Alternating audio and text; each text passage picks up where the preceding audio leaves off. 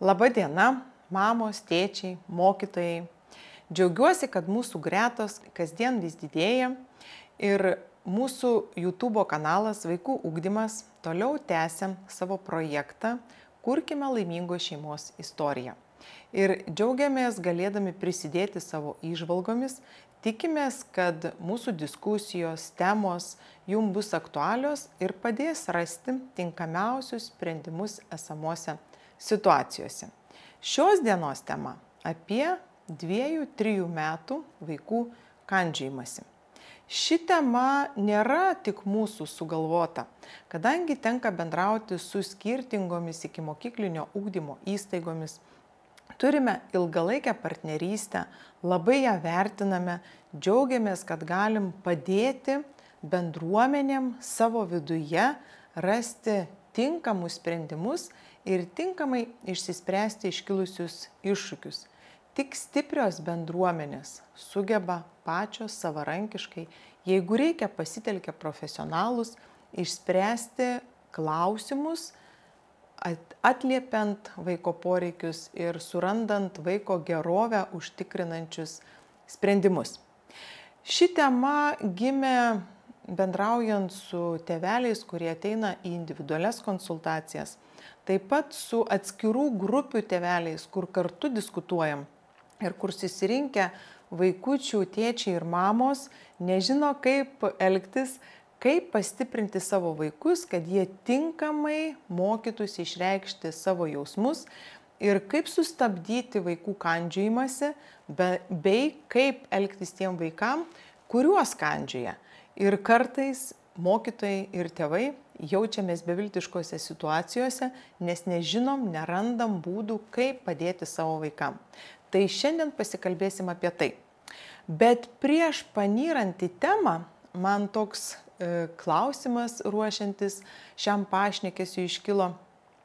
O kaip mes suaugę, kai būnam apimti stiprių jausmų, stiprių emocijų, kai patys susiduriam su iššūkiais ir bandom juos įveikti, ar mes nepradedame kabutėse kandžiotis vieni kitiem, kandžioti savęs, kai stiprios emocijos mus užvaldo ir trukdo veikti racionaliam protui, kad įvertintumėm situaciją, kad nepradėtumėm kitų kaltinti, bet sugebėtumėm prisimti asmeninę atsakomybę už savo veiksmus, kartais jaučiame, kad mūsų jausmai mus pačius labai šantažuoja ir mes negalim nusiraminti ir blaiviai mąstyti ir įvertinti esamos situacijos bei tinkamai pasielgti toj situacijai.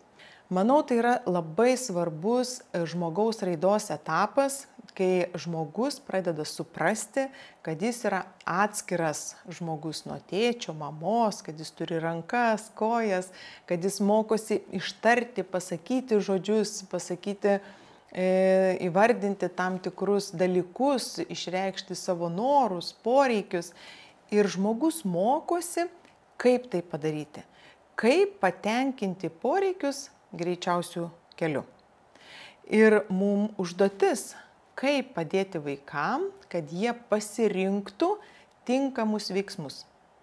Kuo dažniau jie kartos tą patį veiksmą, tai taps jo įpročiu. O įpročiai formuoja žmogaus charakterį. O žmogaus charakteris, kaip žinom, yra jo likimas. Tad atrodo paprasta problema, bet pasižiūrėkime ją giliau.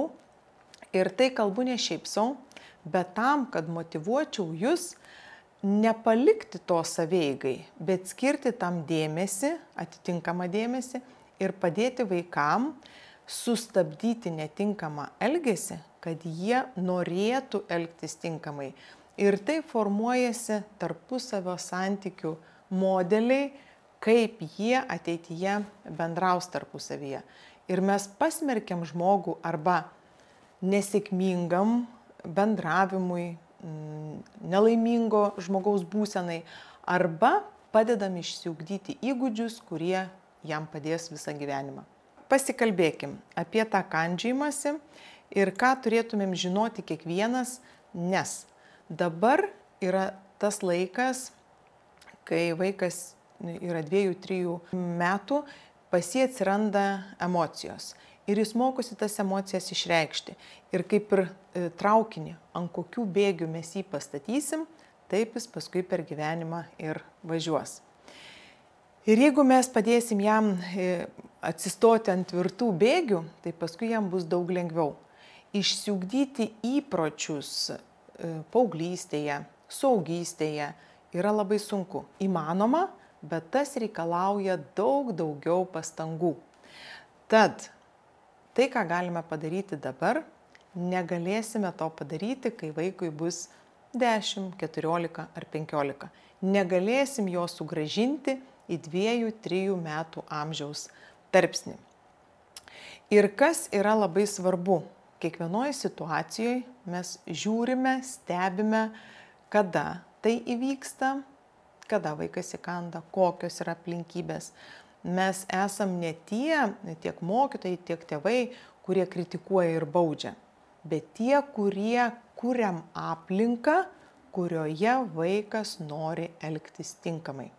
Tai klausimas jum, ar lengva mūsų vaikam išbūti šalia mūsų, kada jie turi galimybę būti pastebėtais už tinkamą elgesį? Kada mes sukuriam jiem erdvę, kai jie gali stiprinti savo tinkamo elgesio įpročius? O gal mes sukuriam jiem tokią aplinką, kurioje jie negali išbūti ir kur kandžiojimasis yra vienintelis būdas, kad jie išgyventų? Gal mes visada atkreipiame vaiką dėmesį tik tada, kai jis įkanda? Ir tas mūsų dėmesys būna paremtas emocijom, su visa kūno išraiška, kas įvyko, kodėl tai padarėjai, taip negalima daryti. Ir netgi vaikas va toj pozicijoje jaučia mūsų priešišką nusiteikimą. Ir daug būna draudimų, ne apie tai negalima, o mes kalbam apie 2-3 metų amžiaus vaiką, kurio žodynėlis nėra platus, kuris žino, atpažįsta tam tikrus žodžius, tam tikrų žodžių šaknis. Ir jeigu mes sakom negalima, vaikas girdi galima. Ir koks mūsų žodynėlis? Ar daugiau mes draudžiam, ar daugiau pasakom balą apeik aplinkui. Jeigu nori duoti žaisliuką draugui, ištiesi delną ir paduodi žaisliuką. Jeigu nori paprašyti, sakai prašau ir ištiesi delną. Koks yra mūsų bendravimas ir koks yra žodynėlis ir kada mes pasinaudojame tomis situacijomis, kad parodytumėm ir sukurtumėm vaikui kontekstą, kuris gali ugdytis tinkamus elgesio įpročius. Kada kitas būdas, kaip mes tai darom? Forsuota dresūra, drausminimu, baudimu. Dažnu atveju tai suveikia greičiausiai iš baimės, nes vaikai mūsų bijo. Bet pasižiūrėjusi tolimesnę perspektyvą, ar tikrai mes to norim? Ar mes ugdom tokį žmogų, kuris elgiasi tinkamai bijodamas kažko? Ar mes ugdom sąmoningą žmogų, kuris pats savaime turi ribas vidinės ir turi atsakomybę vidinę ir nori elgtis gerai. Ir jam yra tai kelia džiaugsmą ir jis turi pasitenkinimą iš to. Ir kodėl? Kodėl mes kalbam vaikui, kodėl tai sakom? Ar todėl, kad susikurtumėm savo gerovę ir vidinę ramybę, ar todėl, kad padėtumėm užaugti sąmoningam ir atsakingam žmogui. Tad pakalbam, kokios gali būti vaikų kandžiojimosi priežastys. Labai dažnas atvejis, kas antra šeima, kuri kreipiasi per paskutinius kelis mėnesius į mane dėl pagalbos, buvo visiškai nekaltos situacijos, kuriuose, pavyzdžiui, tėtis su vaiku žaidžia smagius, judrius žaidimus, kur tėvelis yra ryklys ir kur vaikas yra rykliukas ir jie vienas kitam kanda. Ir kai vaikas įkanda tėčiui neskauda, o būna labai smagu, jie smagiai leidžia laiką. Ir štai vaikas ateina į darželio grupę, kur turi tokią patirtį ir atsineša ją iš šeimos ir su kitais vaikais. Nori leisti smagiai laiką, nori žaisti ir kviečia vaikus žaisti, pribėga ir, kaip mokytoja sako, netikėtai įkanda. Ar tiesiog vaikai sėdi apie stalą, laukia, kada bus pietus Ir nei iš šio, nei iš to vienas iš vaikų įkanda kitam vaikui. Ir mokytojos negali to pastebėti, negali to sužiūrėti ir mokytojų nėra tokia užduotis sekti vaikus ir kažkaip laiku uždėti ranką, kad vaikas neįkastų kitam vaikui. Mesgi ne apie tai kalbam, mes kalbam, kad vaikai elgtųsi tinkamai. Ir kiekvieno vaiko elgesys, ar grupėje esančių vaikų elgesys, kiti vaikai neturi kentėti dėl vieno vaiko netinkamo elgesio. Ir pirmiausia, artimieji žmonės, turim tą prisimti, suvokti, tėtis ir mama, esame atsakingi už vaiko tinkamą elgesį. Mokytojai mums padeda, bet mokytojai negali 20 vaikų pastebėti tam tikrų niuansų, jeigu mes nesam įdėję į vaikus atitinkamos informacijos ir nesam padėję jiems suprasti tam tikrų dalykų, kodėl tai tinkama elgtis ir kodėl tai yra netinkama. Tai pirmiausia, pasižiūrėkite į žaidimus. Kaip mes žaidžiam, kokią žinutę vaikas užfiksuoja žaidimų metu, kaip mes reaguojam į tai. Taip, suaugusiems tai gali būti smagus žaidimas, bet supraskim, kai vaikas nueina į kitą aplinką, tai jau gali kilti daug problemų ir kai vaikas įkanda kitam vaikui, skaudžiai, nepamatuotai, tai gali turėti nelabai linksmas pasekmes kitiem. Aišku, tie vaikai, kuriuos kandžioja, tėveliai turi dirbti kitą linkmę, mokinti, net simuliuoti namuose situacijas, kaip pasitraukti, atsitraukti, parodyti stop. Kiekvienas vaikas turi mokėti save apginti, neprovokuoti tų situacijų, bet parodyti tinkamas ribas. Stebėta situacija. 2 vaikai pradeda lankyti darželį, vienas stovi, stebi aplinką, o kitas smalsus nori bendrauti, prieina prie to vaiko, prieina arti, žiūri jam į akis, net jo nepaliečia, o kitas jau garsiai rėkia. Ir staiga prie jo prieina mama ir ten bando jį nuraminti. Ką rodo tokios situacijos? Jeigu vaikai kartoja netinkamą elgesį, mes turim suprasti, kad jiem tas elgesys yra naudingas, kad jie tokiu elgesiu patenkina savo poreikius. Tad labai svarbu pastebėti, kokiose situacijose vaikas taip pasielgia ir mes suaugę turim keisti savo automatinės reakcijas į vaiko netinkamą elgesį ir pastiprinti tinkamą. Kita priežastis tiesiog, jie tyrinėja aplinką, tai yra vienas iš receptorių, kuris padeda pažinti juos supančią aplinką. Tada vaikui parodom, kur galima šiuo receptoriu naudotis, o kur negalima. Jeigu tai yra įprotis, kai pyksta, kai yra apimtas stiprių emocijų, taip greitai mes net pratinsim jo. Įvairiausių būdų ir sprendimų ieškom su skirtingais atvejais, skirtingomis šeimomis. Esam radę tokį sprendimą, kur tėveliai pririša ir įdeda vaikui į kišenę kamuoliuką ir parodo, kai tu supyksi, įdėk ranką į kišenę, paimk kamuoliuką, įdėk į burną, tada išsižioji, išimi kamuoliuką, įdedi į kišenę. Ir per kurį laiko tarpą vaikas ne kitam vaikui kanda, bet kanda į tą kamuoliuką. Paskui parodom, kad kamuoliuką čia pasidedam, mes nebekandžiam, bet einam popieriaus lapų plėšyti, šokti, bėgioti, per langą žiūrėti. Mes parodom įvairias alternatyvas, kurias vaikas gali pasirinkti ir kurios padės jam nusiraminti, nesukeliant skausmo kitam. Nepatenkinti baziniai poreikiai. Tai gali būti alkis, vaikas pavargęs, nori miego ir iš to nuovargio gali pradėti kandžiotis. Taip pat tikrina ribas. Galbūt namuose, pavyzdžiui, kando tėčiui mamai ir iš pradžių pasirodo mums tai juokinga. Bet jeigu tai dažnėja, vaikas mato teigiamas tėvų emocijas ir gali vis dažniau kartoti tą veiksmą, labai sekit save.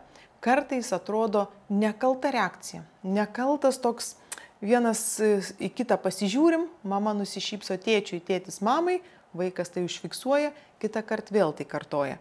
Ir tarsi pereina į tokią bendravimo formą arba į žaidimą, lygiai tą patį elgesio modelį tada taiko ir grupėje. Vaikai mėgdžioja vienas kitą, todėl jau čia grupės mokytojams labai svarbu visą kūno laikyseną parodyti, kad stop, mes nesikandžiojam. Pykstam, galim vieni kitų nekęsti, bet kandžiotis mes negalim. Bet iškart parodom, ką tu gali daryti supykęs. Yra grupėse nusiraminimo kampeliai, jeigu nėra ir jeigu yra tokia problema, tai mes susikuriam tuos kampelius, pridedam įvairiausių priemonių, minkštų kamuoliukų, popieriaus lapų, galbūt ten raminanti muzika gali būti. Ir kiekvienas vaikas ieško savo priimtinų būdų, tuos veiksmus renkasi, kartoja, tu žiūri per langą, tu vaikštinėjai po grupę ir taip išmoksta padėti savo nurimti, kai yra apimti stiprių emocijų. Ir dažniausiai tai būna, kai stiprios emocijos apima, kažkoks vaikas turi žaisliuką, kurio jis nori ir jam neduoda. Ir tada trepsi kojom, nori gauti, įkanda, kitam skauda ir tada vaikas atiduoda, gavo žaisliuką, vadinasi ir kitą kartą kartos tą veiksmą. Ir šitoje vietoje, jeigu vaikas nesupranta, ką reiškia žodis skauda, tu jam pasakai, bet per potyrius jis to nepajaučia ir jam tai neskauda, jis nieko nejaučia. Ir tada mokytojai gali kartoti kiek nori, bet vaikas tiesiog to nesupranta. Kai patiria stresą, reikia pasižiūrėti, panalizuoti situacijas, kurios kelia vaikam vidinį stresą. Kai siekia dėmesio, čia irgi labai dažnas atvejis, pavyzdžiui, vaikas gražiai žaidžia namuose ar grupiai. Ir tiek tėveliai, tiek mokytojai dažnai sakom, va taip gražu, kaip gražiai žaidžia, mes iš tolo džiaugiamės ir staiga nei iš jo, nei iš to pribėga mamai, tėčiui ar grupiai esančiam vaikui, pribėga ir įkanda. Nepatikėsiu, kad nei iš jo, nei iš to. Jeigu mes gerai pamastysime, mes galim nuspėti tą priežastį, netgi pastebėti aplinkybės ir nuspėti, kada vaikas įkas ir kada tai pasielgs. Ir pažiūrėkit, jau net šitame teiginyje slypi atsakymas.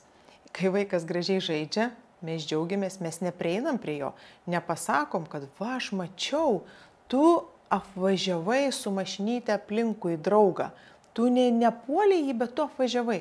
Tu matei, kad draugas nori praeiti, tu pasitraukiai ir jį praleidai. Tu pastatei namą ne ant tako, bet šone. Tu pasidalinai kaladėlę. Tu padėjai draugui knygą, bet ten draugas trenkė, bet jam nepatiko, kad tu padėjai. Tai kitą kartą tu žinosi, kad tu knygą laikai savo rankose, o nededi ant jo kelienų.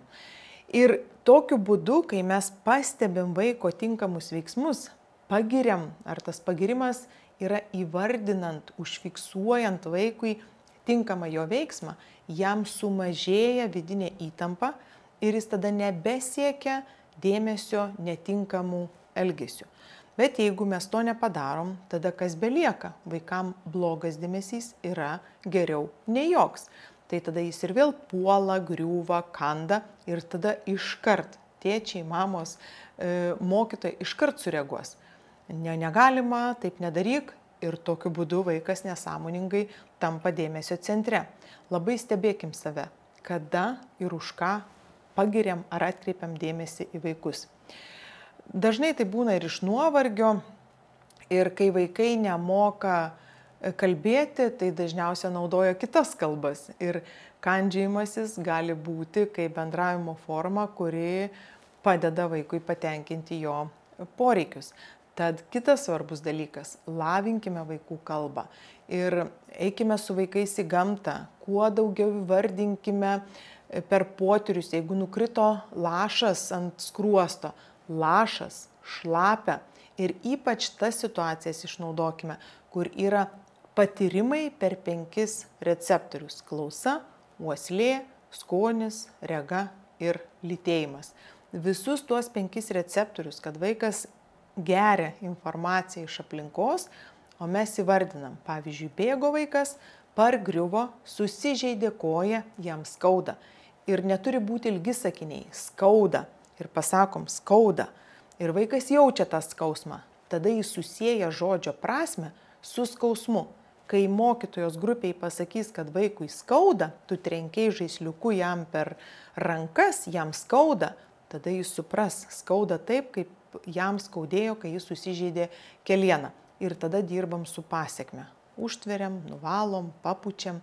Jeigu įvyksta grupiai situacija, kai vaikai tokio amžiaus vienas kitam trenkia, dirbam su pasiekme tam, kuriam skauda. Papučiam, užtveriam ir tas, kuris tai padarė, jis mato, stebi, kas vyksta. Ir tai jau yra mokymasis suprasti, pažinti, bet vien nuo to stebėjimo tokio amžiaus vaikai negali suvesti, kad čia jo ranka, jis trenkia ir jam dabar skauda. Reikalingas tėvelių paaiškinimas vaikui ir išnaudojimas tokių situacijų, kuriuose yra potyris ir galima pasakyti vaikui įvardinti tą žodį, tada vaikas susieja žodį su išgyventų potyriu. Tad kalbą lavinkime ir mokinkime vaikus atsisakyti arba žaisti vieniems su kitais. Jeigu yra žaisliukas, jeigu turi brolį, sesę, vaikų yra daugiau, vaikai visi nori to paties žaisliuko. Ir duodam jiem galimybę mokyti susitarti. Žaisliukas yra vienas, jūs galėsit su juo žaisti, jeigu susitarsit tyliai ir nesipešdami.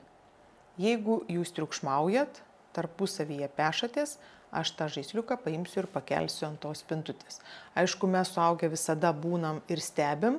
Jeigu ta situacija, vaikų balso tonas nurimsta, jie bando pasidalinti, tai tada mes paliekam, jeigu ne, paimam tą žaisliuką ir pakeliam aukščiau. Bet šitas receptas daugiau tinka vyresniem 4 metų vaikam, tokio amžiaus vaikam dar gali būti ir per anksti jį taikyti. Tada labai svarbu, kalbant apie priežastis, stebėti, kokios tai buvo aplinkybės. Galbūt jūs nusišypsojote vienam vaikui, o kitam tuo metu reikėjo dėmesio, jis paėmė ir įkando. Labai svarbu pasižiūrėti, kas vyksta bendrai grupėje. Analizuoti, kam ir kodėl įkanda. Kažkaip būna dažniausiai taip, kad kandžioja vienus vaikus, o kitų nekandžioja. Tai čia turėtumėm stebėti, kokios aplinkybės ir kam įkanda. Suprasti, kas iššaukia tokį elgesį ir atpažinti požymius, kurie padeda nuspėti vaiko elgesį.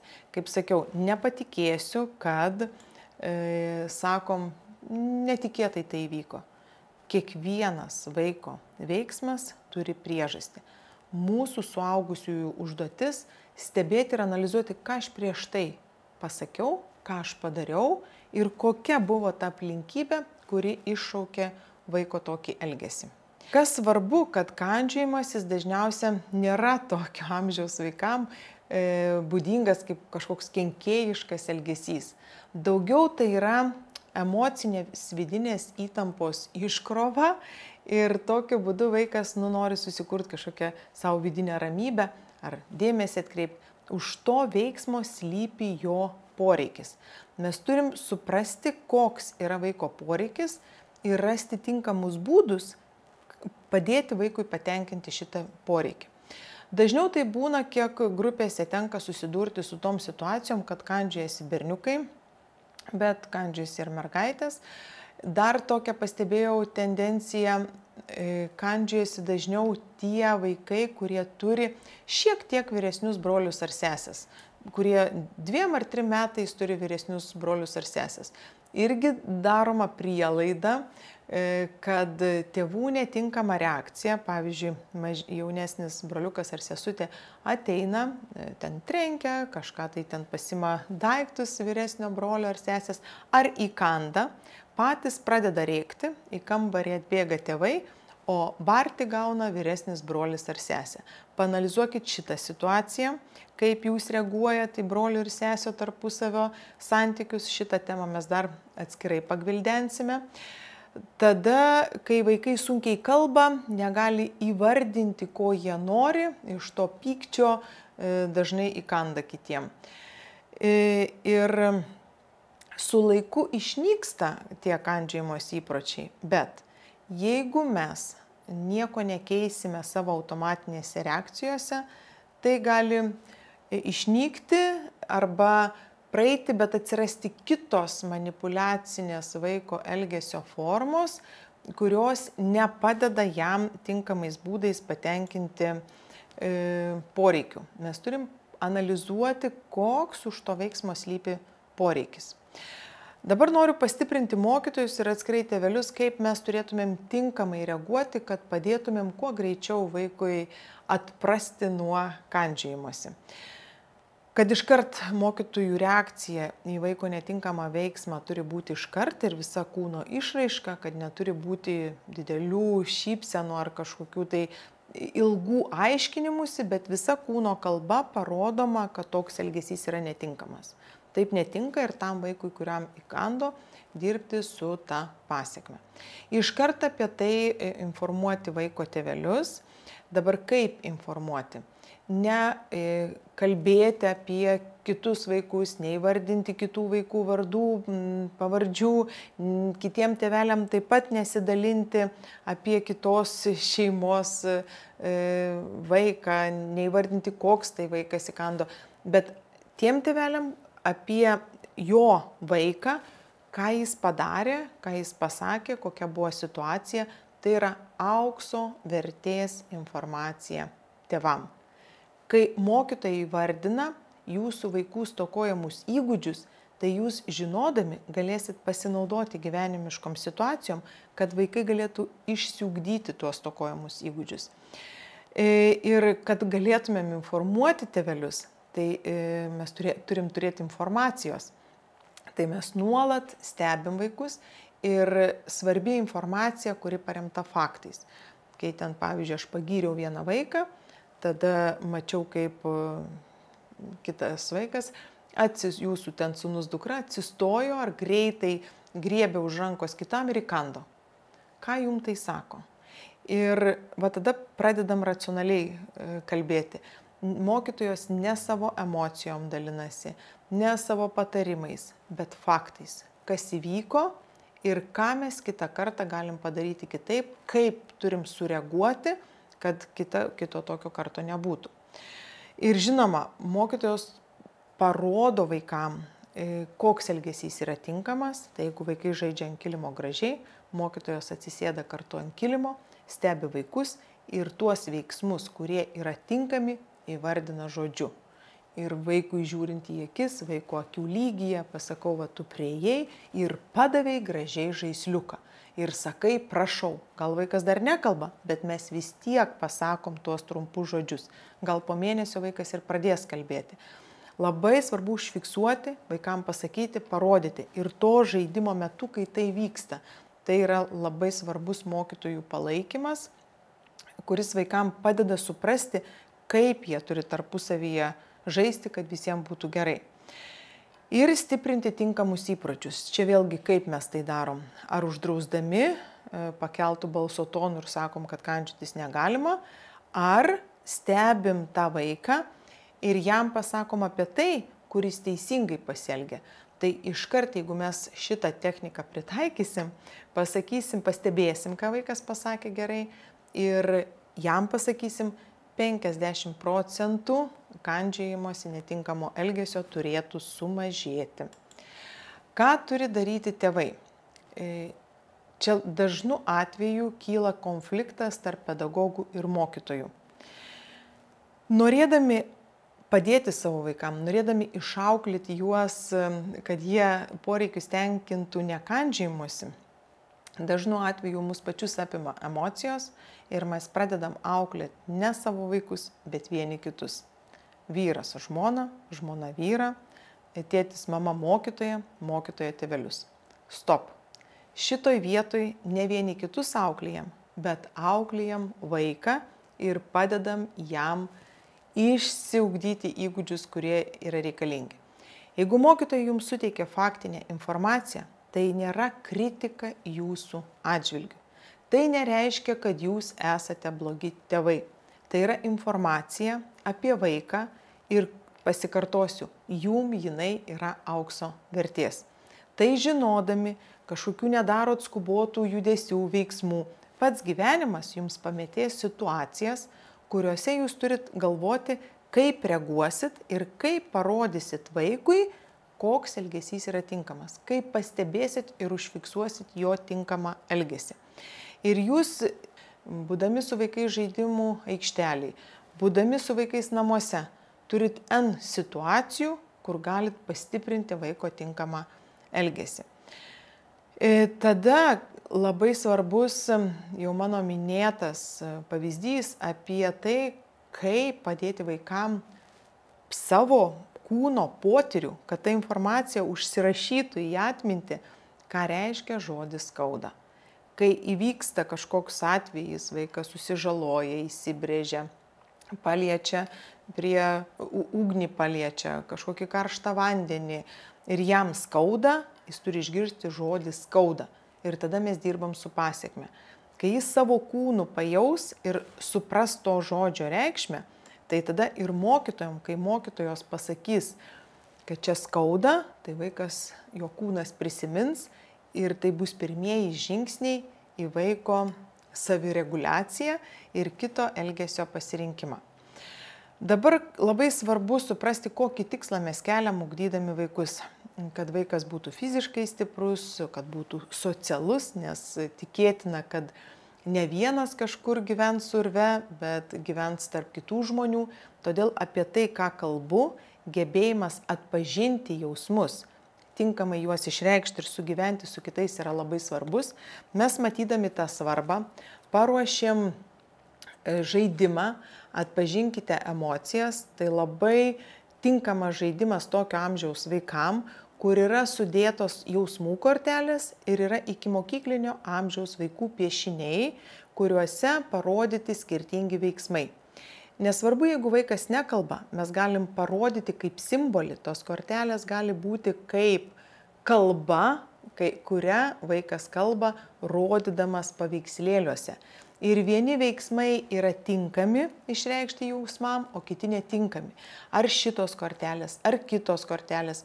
Jūs turite ieškoti būdų, kaip padėti vaikam atpažinti jausmus ir tinkamai juos išreikšti. Kitos kortelės, kurios yra žaismingos, ne tik jausmų lavinimui galima jas panaudoti, bet ir susipažinimui su veiksmažodžiais. O pažintis su veiksmažodžiais ir jausmų atpažinimu šiuose kortelėse yra lydimos zosės veiksmų žodžių. Yra gražūs paveikslėliai, o vaikai mėgsta šuniukus ir kitus gyvūnėlius, todėl mes pasirinkom tokį būdą, kad vaikai meilę gyvūnam gali mokytis atpažinti jausmus ir tinkamai juos išreikšti. Tai čia tas korteles jūs galite įsigyti mūsų puslapyje www.ugdykimkartu.lt. Kaip ir prieš tai minėtas ir galit pasižiūrėti, kaip atrodo 14 jausmų kortelių, bet pradžioje su tokio amžiaus vaikais jūs paimat tik 4 bazinės emocijas ir padedat vaikam mokytis jas atpažinti. Taip pat, jeigu jums pritrūksta idėjų, kaip sužaidybinti gyvenimiškas situacijas, tiek mokytojams, tiek tėvam turime paruošę įvairių metodinių knygų, kurios yra skirtos būtent šio amžiaus vaikam. Tai ir STEAM'as, ir sumaniosios edukacijos žaidimai, ir STREAM'as su R raidele, kur yra įtraukti skaitymo metodai. Čia jau mūsų anksčiau išleistos knygos, mes prekybos puslapyje neturime, bet jas galite rasti bibliotekoje, tėvai vaikams, vaikai tėvams, tai čia rasit įvairių situacijų, pavyzdžių, aptarimų, kaip turėtų elgtis mokytojai ir tėvai, kad padėtų vaikam išsiugdyti savo asmeninę atsakomybę. Taip pat nuostabi knyga, kurią paruošėm su Vilniaus lopšeliu darželiu Ozas, kur atlikom įvairiausius eksperimentus susijusios su vaikų kūrybiškumo lavinimu. Vaikai kūrė pasakas ir tai naudojom 2 tikslais. Vienas tikslas buvo vaikų sukurtas pasakas analizuoti, kad sužinotumėm apie patį vaiką, apie jo raidą, pažintume jo pasaulį. Ir kitas tikslas, kad lavinti jo kūrybiškumą. Noriu pasidalinti įspūdžiais, kad pradžioje vaikai mums atpasakodavo jau girdėtas pasakas. Ir turėjom nemažai padirbėti su 5-mečiais, kol jie pradėjo patys kurti. ir pasakoti tas pasakas remiantis savo vaizduotę. Kiekvienas žmogus turi teisę būti vertinamas už geriausias savo savybės. Norėdami padėti vaikam atprasti nuo kandžiojimosi, kurkime tokį kontekstą, kur vaikas gali parodyti geriausias savo savybės. Pažiūrėkit, vaikai negali pasirinkti tėvų. Ir jeigu mes nuolat juos baram už netinkamą elgesį, jie yra nuolat vidiniai įtampoj ir jaučiasi blogais. Mes, būdami suaugę, galim pasirinkti ar bendrauti su tuo žmogumi, kuris mus piešia blogu, ar kuris tokius kontekstus sukuria, kur mes esam blogi. Ir mes tikrai kiekvienas galim įsivardinti savo tas situacijas, kur su vienu bendrauji kyla vidinė įtampa, tik mes, būdami suaugę, galim pasirinkti bendrauti su tuo žmogumi ar nebendrauti. Vaikai negali pasirinkti tėvų. Tėvai nusprendžia, kokią darželio grupę vaikai lankys. Jeigu ir pedagogai prie to prisideda ir nuolat akcentuoja, kad to negalima, to imti negalima, ten eiti negalima, tai vaikas nuolat susiduria su draudimais ir jaučiasi negeru, blogu, išgyvena vidinį stresą. Tai kurkim vaikam kontekstus įvardindami, ką jis gerai padarė, arba parodydami, kaip elgtis tinkamai. Dažnai sakom, nelipk į balą, vietoj to, kad balą apeik aplinkui. Tokio amžiaus vaikam nenaudokime žodžio ne, nes jis sukelia jiem emocijas ir norą priešintis, tikriausiai turi tokių situacijų. Pasakot, nelipk, tai iškart vaikas ateis ir įlips. Neliesk, iškart vaikas ateis ir palies.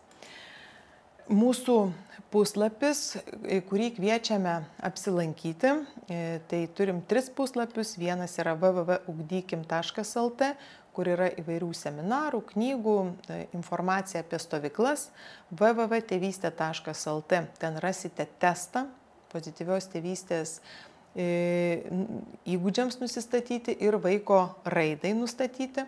Ir puslapyje www.ugdykimkartu.lt, tai mūsų naujausias kūrinys, platforma tėvam, kur yra sudėta 14 paskaitų. Jūs pagal savo rūpimas temas galite išsirinkti, šeimoje paklausyti, sudalyvauti atvejo aptarimuose, rudenį pakviesime į juos ir taip gauti savo pastiprinimą, kaip tinkamai kurti kontekstus, kad vaikas galėtų jaustis geru, būdamas šalia mūsų. Taip pat kviečiu užsiregistruoti mūsų YouTube kanale Vaikų ugdymas. Ten rasite ir seminarų, pašnekesių, ne tik mano, bet ir su mūsų kviestiniais svečiais, kur mums atrodo autoritetingi žmonės, kurie yra vienoje ar kitoje srityje daug pasiekę, arba yra tėčiai, mamos, kurie turi gerųjų patirčių, kuriamis gali pasidalinti.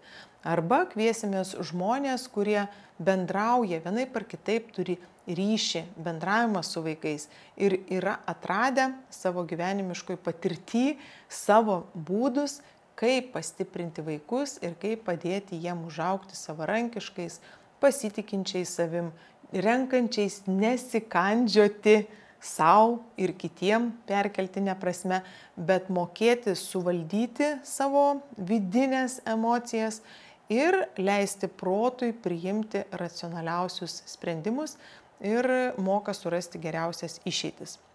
Jeigu kils klausimų ir tokių situacijų, kur matysit, kad patys nepajėgėt išsispręsti, nebūkit stručiai, yra mūsų kontaktai, yra kiti pagalbos specialistai, kurie jums greičiau parodys, kaip išeiti iš susidariusios situacijos, greičiau rasit sprendimus ir tiesiog greičiau susikursit ramybę šeimoje ar vaikų grupėje.